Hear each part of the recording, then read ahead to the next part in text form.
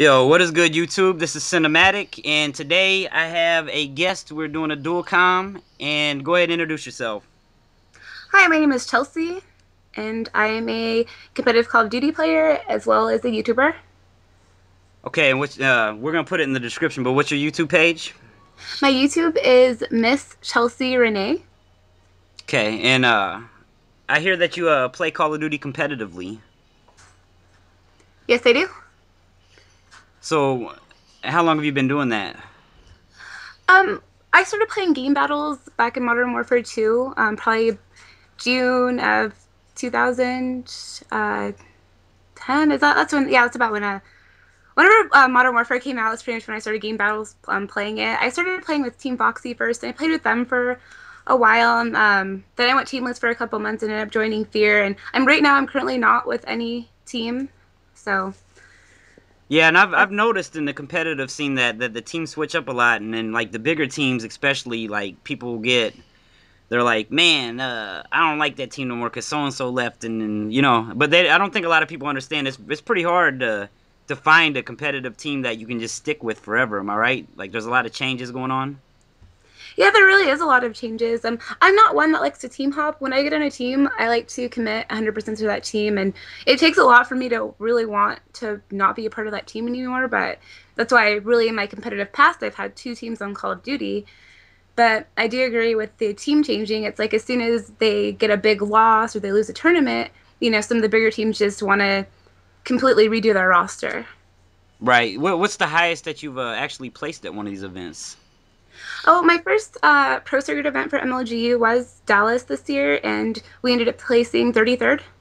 Right, and that's out of how many people or how many There teams? wasn't too many teams. There was like 50 to 60 something teams. I'm not exactly sure the amount of teams that were there. Right, so you placed somewhere in the middle, which I mean that's not bad for the first actual big event. Yep. Ain't it expensive? Because I know you said you was trying to go to Columbus. Or hold on, which one is it? Columbus is next, right?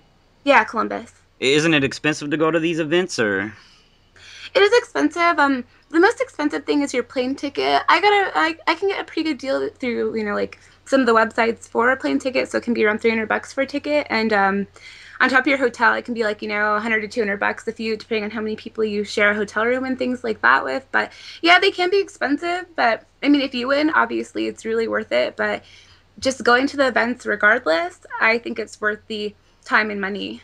So. right? Because if you was actually to place like top 10, then your name would be on the radar. Your YouTube page would get bigger, and not only that, but it'd be a lot easier for you in these upcoming tournaments to be able to get noticed as soon as you go in and sign in for them, right?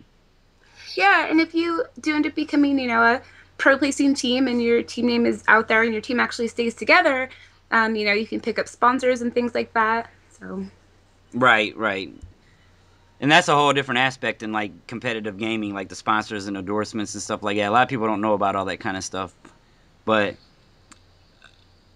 I mean, I didn't know if you wanted to elaborate on that or not. But yeah, a lot of people that haven't really gone to MLG or played like super competitively, they don't understand that as soon as you win one tournament, like it doesn't mean sponsors are going to throw themselves at you. It's all about your team image, your history, your wins, how long your team's been together. Because sponsors, it's hard to get a sponsor. Like, I mean, there's, the top five teams, like they have sponsors, but just being a new team, it's really hard to get a sponsor. And that's one thing people don't understand is, the sponsors are looking to market themselves through you, and it's kind of, the bigger your team is, the better the sponsor. And if your team constantly is kicking people and you have an awful reputation throughout the community, people won't want to sponsor you.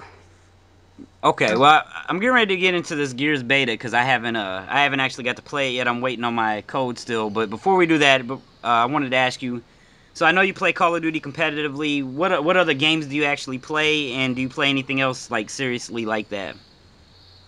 For the past, like pretty much year and a half, 2 years, I've been playing Call of Duty competitively.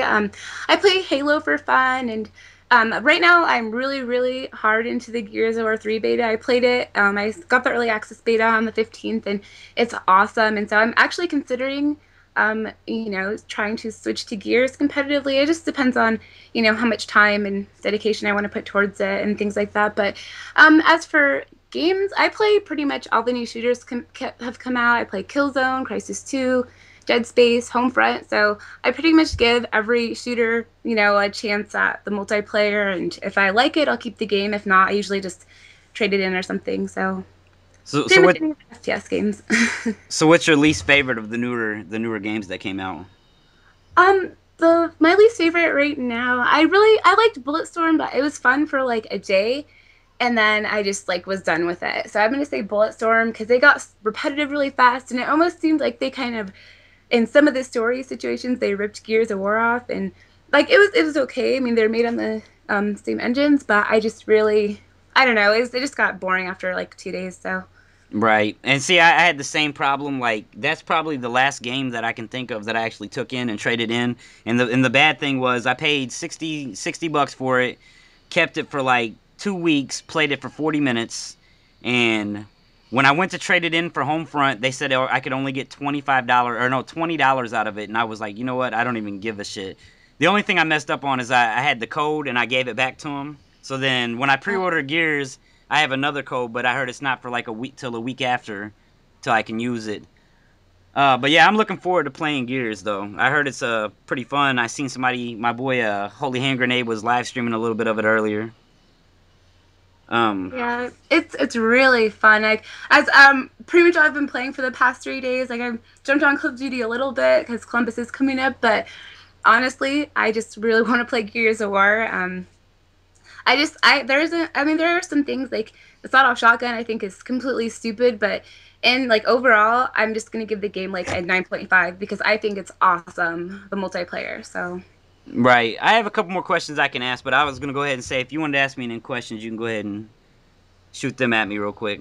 yeah, so what made you want to get into YouTube? Like what was the games that you started out with, and were you always like FPS gamer, or what in general for you? Well, honestly, I'm a little older, so I started out on the NES, like when it Nice. maybe within the first year it came out. So my favorite game of all time would probably be Zelda 2, and a lot of people ask me why, because they say that's not the best Zelda, but I started out playing, Nintendo games, Sega, moved up to when I got to N64, I kind of took a big break on games, and then my friend got me into Halo 3, and I finally went and got an Xbox. Like I went from we had a PlayStation and we barely played, and a PlayStation 1 at least, and played a lot of sports games on that. Then I went to the 360, played Halo 3. It was the only game I owned for like over a year.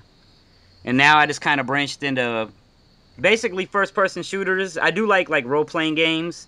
I just got to find time to play them because I don't know. I love interacting with people, and that's really what got me on YouTube too. Was I've been doing music for a long time, and I found out I can incorporate gaming and music together, and that's really what got me to into this whole commentating world and all that kind of stuff. Okay. Oh, that sounds awesome. So, when exactly did you join YouTube? I actually joined YouTube like 5 years ago, but I didn't post a video until late last year, like August, September, October, somewhere in that range. Uh, Okay. I joined YouTube for a different reason than most people do. I joined YouTube to listen to old music that I liked and be able to make playlists and go back and listen to it whenever I wanted to. So yeah, so basically the commentator thing's still actually a little new to me, and I've been diving deep into that for the past 6 months or so. Okay, that's awesome. Well, it seems like you're doing really well. I think you're an awesome commentator, so. Yeah, I'm trying. A lot of people don't understand how hard it is to build your YouTube page. It's really hard. You need pushes. You need people to help push you that are bigger than you. That's really the main way that I've seen. Or you just got to get lucky and have some footage that everybody wants to see. And then when they get to your page to see it, you also have to have other stuff that they're like, wow, like I like some of their other stuff, so now I'll subscribe. Because if you put up something and get say you had 50 subscribers and you put up a video and just so happened to get 1 million views because it's like this hot game that's coming out, 99% of those people are only going to watch that video. They're not even going to come to your page. So like I said, it's really hard thing to do, and that's why I'm trying to do a lot of dual comms right now, and hopefully help myself out, help some other people out, and just see what we can do. Because I like all the big commentators. I've talked to a lot of them, but really when it comes down to it, they're really busy and they don't really have a lot of time to help you. So I don't know. Yeah. But Yeah, understandable. I was gonna say we're about to probably run out of time since we're recording this and not actually watching the video. So I'm gonna go ahead and say that we're gonna get out of here, and I want hopefully all of your subscribers will come check me out, and hopefully I know all my subscribers should probably come check you out, and we will be doing more of these in the future.